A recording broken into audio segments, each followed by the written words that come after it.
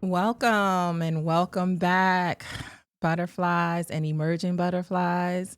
Today is Thursday, and we are at Vegas Hype Media for an uncomfortable conversation. I appreciate all of you guys for returning. I want to thank all of my new subscribers, especially Miss Shanita and Miss Penny.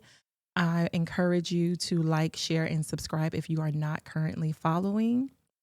In addition, I would like to thank last week's guest, Miss Natasha, who gave us a very compelling story.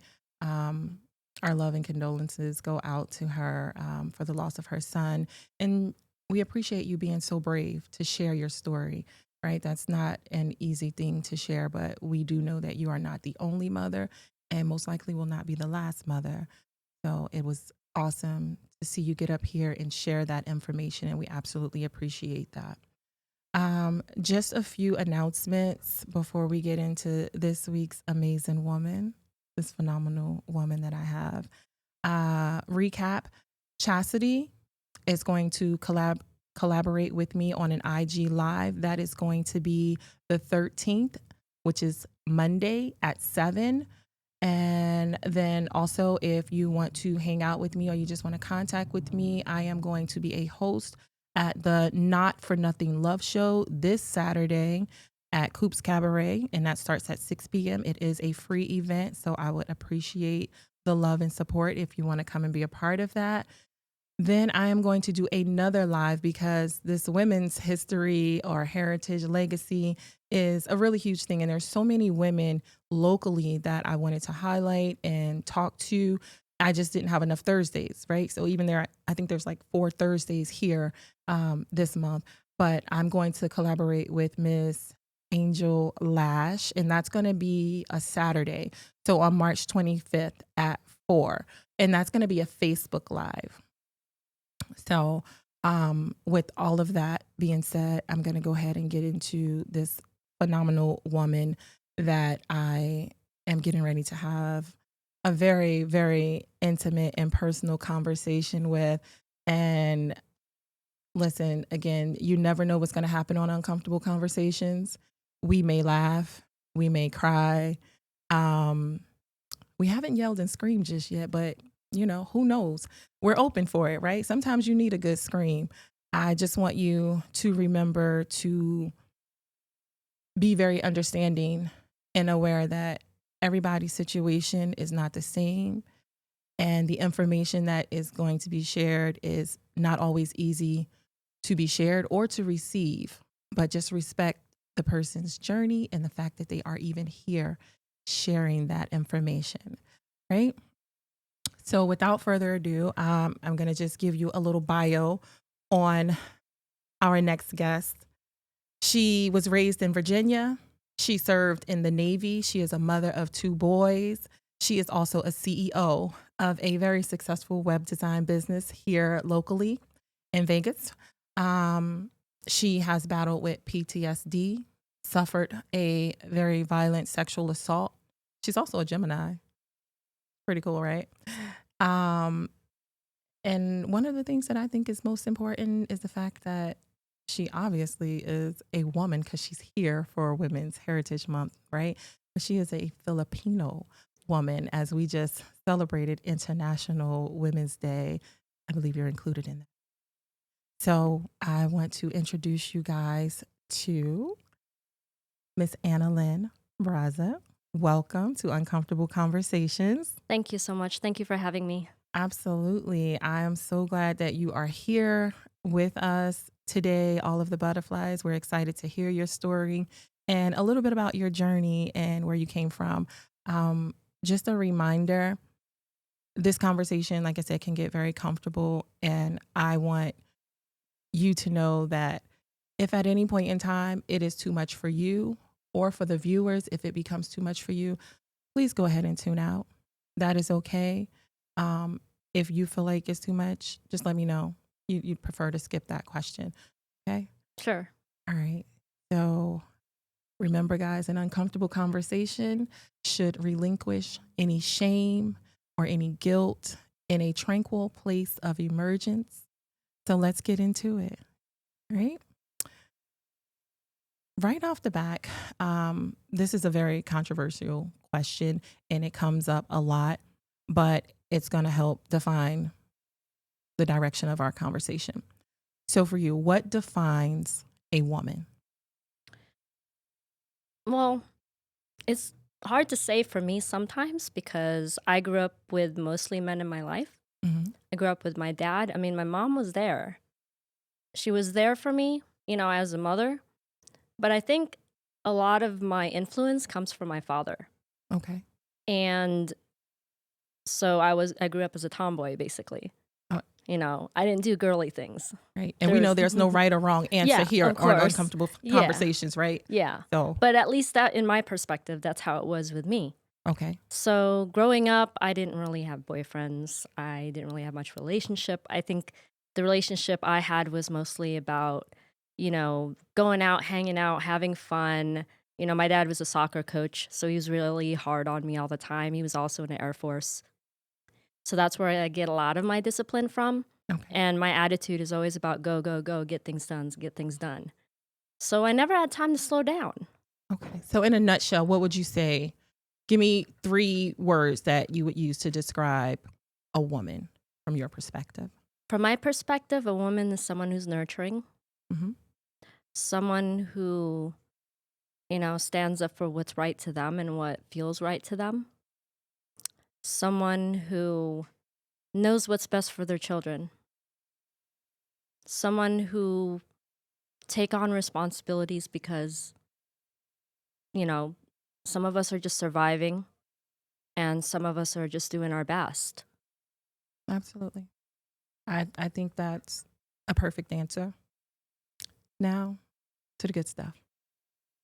What would you say to people that think a woman's vagina is power or a weapon? Wow, that's an interesting question, actually. I've never had Well, anyone considering ask your that. military background and then the sexual assault, I I think, want to know what you think of that. I think, well, to me at the time, I was very young. So I didn't know any better. I was dressed up all nice. People loved it. I got all the attention. The guys loved it. But I never knew that I would get the wrong attention. I had so much of the right attention for so long. Like, I had guy friends. We hung out. There was never nothing that I noticed that they tried. It was Right. just more friendly. Before you go down that road, because Yeah. we're going to get there, Right. but I want to know how you feel about other people's opinion about women and the fact that we have a vagina and they think that we have a certain power or it can be used as a weapon. It's up to perspective. It's really like, What's your perspective? my perspective, at the time, I didn't really have an opinion No, right now. at this In time. this time. What do At you this think? time, I think it's a powerful thing. I think it's a powerful thing. Absolutely. You know, And why would you classify it as power? well, number one, we have babies, right? Okay. So where are they coming from, right? On a spiritual sense, because I gotten into this whole spiritual journey thing. Okay. And, they're souls. They start off as souls, but they're in the womb and then they come out Mhm. and they become us. Like, how mind blowing is that? It That's is very powerful. mind-blowing. It's very powerful. There's power in that. But Uh, how you use it is where it gets complicated. Very well said. Excuse me. I'm sorry, you guys. My voice is a lot better than it was last week, so yay.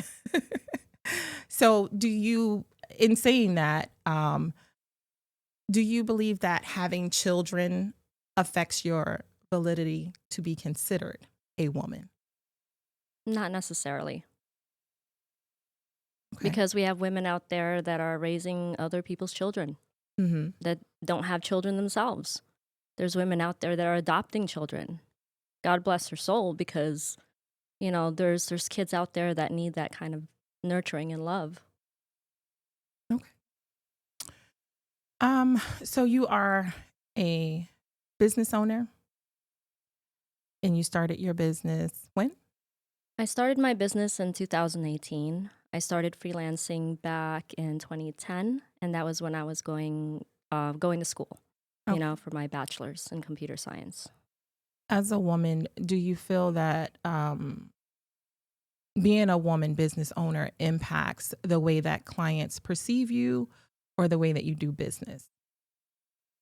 I think it impacts the way they perceive me, but also, also there's the business part of it, of course, because we have to separate ourselves personally with our clients.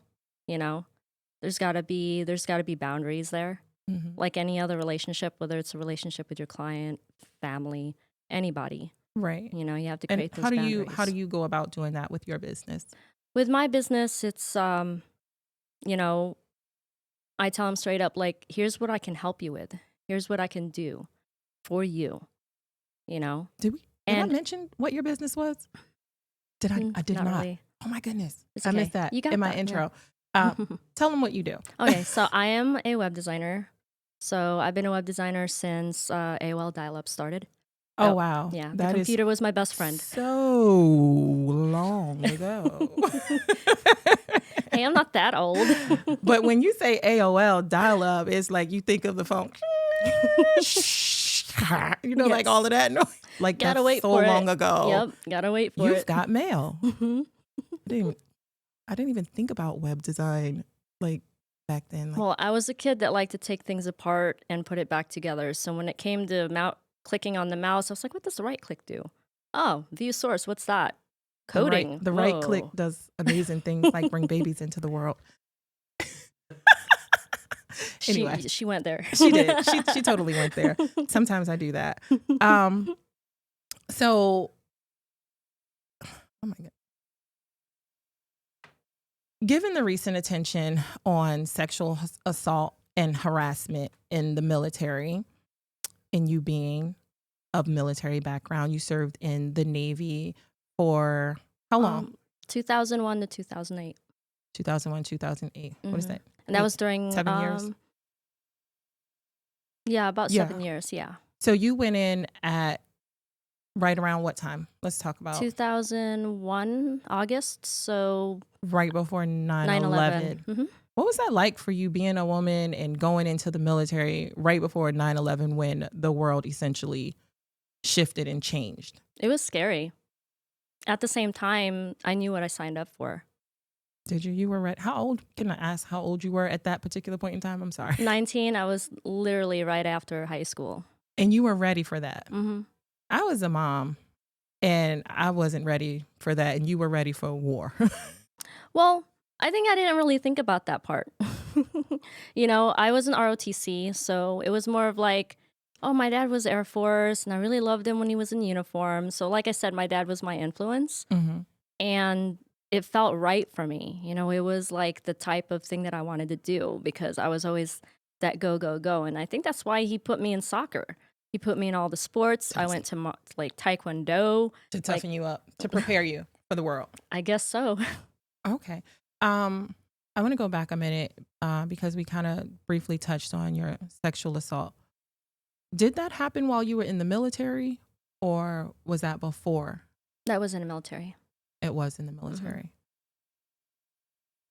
Can you give me a little backstory on that? Well, I think it's been almost 3 years in, and I already had two of my kids, Okay. and my son was only like a month old or whatever. Were you married I during the was time married. that I you were? was married, yes. Was your spouse in the military as well? He was in the military. That's where we met. Okay. And, you know, I got shipped off to Japan. And that was when I found I was pregnant with my first son. So I ended up back in San Diego near family. Hmm. And that's where I had my son there. Okay. Then I moved back to Norfolk. They stationed me there after my first 4 years. And that was when all that happened. And that was after When uh, all of what happened? When you say that's when all of that happened uh, when I got sexually assaulted. in Norfolk? Yes. I went out to the club in Virginia Beach and I was with people that I thought I could trust. When you say people that you thought you could trust, are we talking about friends and families or military? Military, my shipmates, basically. Okay, shipmates. Hmm. And okay, continue if you don't mind. So when all of that, when I got sexually assaulted, I got really drunk. I was with a friend and then she disappeared, and then all of a sudden I woke up one morning because I got so sloshed. I woke up one morning and my pants were gone. I was laying in a hotel room. People were passed out. I So, was horrified. so there was other people in the room with you. Yes, and I didn't even recognize them at You all. didn't know any of those people. No, but I knew that when I went into that hotel room, it was with my shipmates and they had brought their friends. Okay. Were their friends from a different A platoon or different is like a group, different ship. a different ship? Hmm. Okay. And they were still there, but your friends were gone. Yeah. Okay. And So you wake up, pants are gone, your friends are gone. I panicked and I was afraid to go home, or I was afraid to go back to the ship. Why were you afraid? I felt ashamed.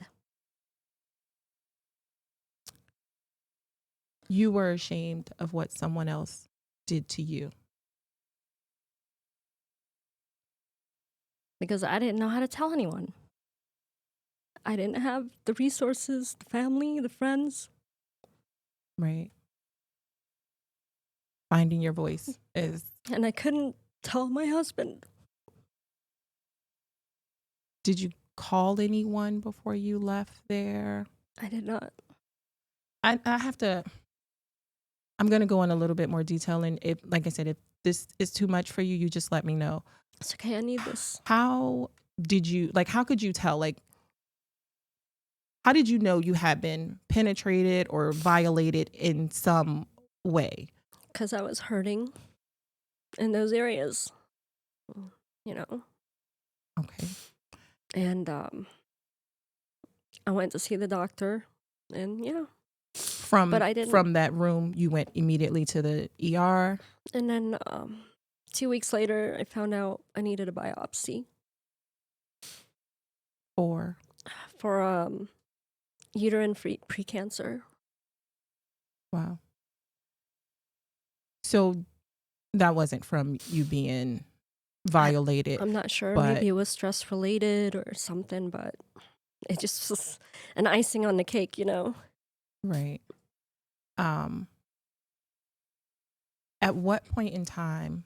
Yeah, go ahead and fix your face. At what point in time did you decide to tell your husband, or did you even tell him before going to the ER, or did you just take all of that on by yourself? I took it all on by myself. And that was a mistake I made. Yeah. So for other women that we know this has happened to, potentially could happen to, what would be your suggestion since you've gone through this experience? If you could do that moment over again, wake up, see this happen to you, how would you handle that? Well, I definitely would tell the doctor what happened. You know, I would Pause. Wait a minute. So you didn't tell the doctor. I just wanted to come in to get a checkup. That's what you told them. It's amazing how easy it is for us to lie to ourselves to in an attempt to block out whatever it is that's happened to us. And more so, we're protecting the people that violated us. We think about everybody else around us before we think about ourselves.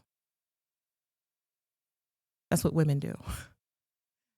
We always worry about other people and protecting them and how it's going to affect them more so than we worry about ourselves and the shame and the guilt that you were feeling. Wow, I didn't know that you. So what you just told them you needed a checkup, and what was your doctor's response? Because I think they can identify when there is some trauma to the vaginal area. Like, what types of questions did he begin to ask you when he was he a he? I just automatically assumed he was a he. Well, I know most of my doctors were. Okay, good.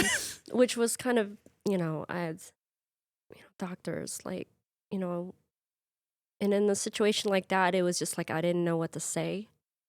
Like I was like, shut up, you know? That was And your immediate response to yourself. Like, don't say anything, just lay here. yeah, yeah. But when I finally tried to talk to my husband, it didn't come out the way I wanted to, I guess. How did it come out? What did your mouth allow you to say? I just felt like I didn't want to burden anybody. So I kept it to myself. For how long? From, I think, most recent that I actually came out was back in 2019. So that's not. And when did this happen? This was back in 2004. Holy crap. I've been carrying this for Holy most crap. of my entire life. I have so many other questions that I want to go into. I mean, because you're married. Obviously, you have an intimate relationship with your husband.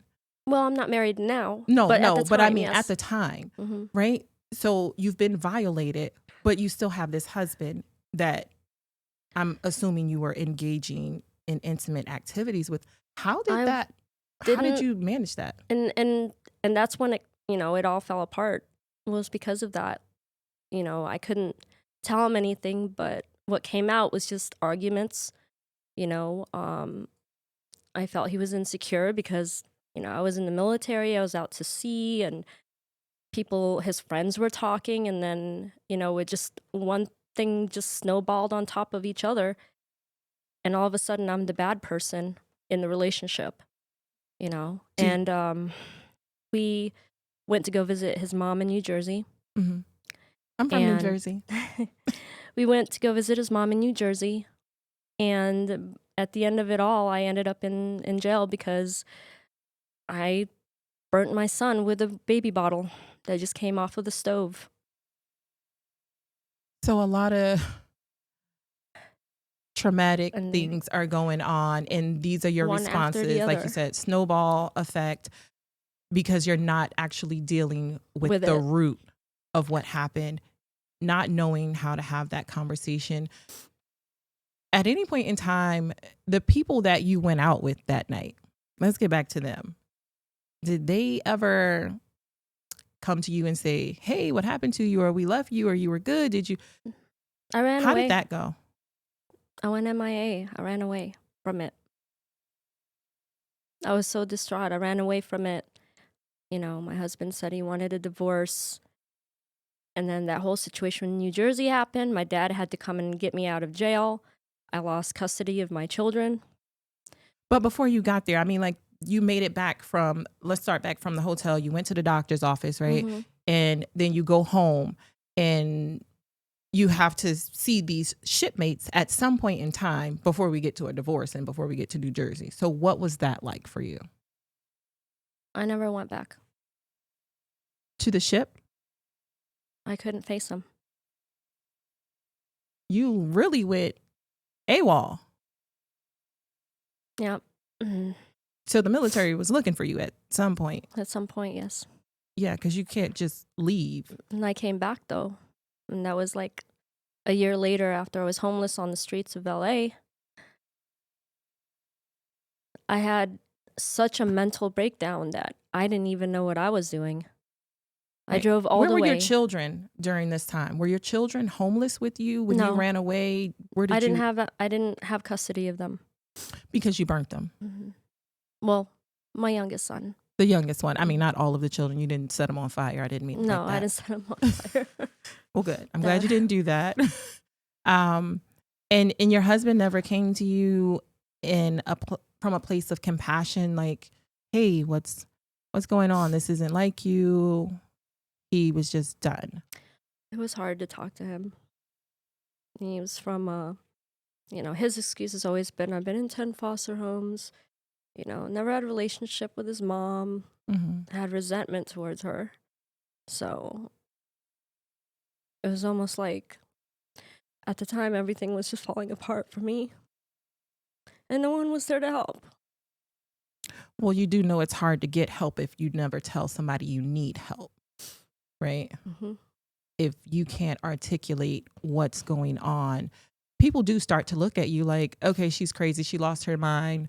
I'm not dealing That's with what this. it was like, yes. And you start to feel like they're getting away from you and they don't want to be bothered, but you're not realizing you're pushing these people away, right? You're isolating yourself, but really screaming for help. Yes. And I feel like I just never learned how to talk about it, never learned how to approach it in the way that I should or that I could. Yeah, we're almost 20 years Yeah. from your incident. How often do you think about that experience? All the time, actually. When I have a moment to myself, That's the first place you go.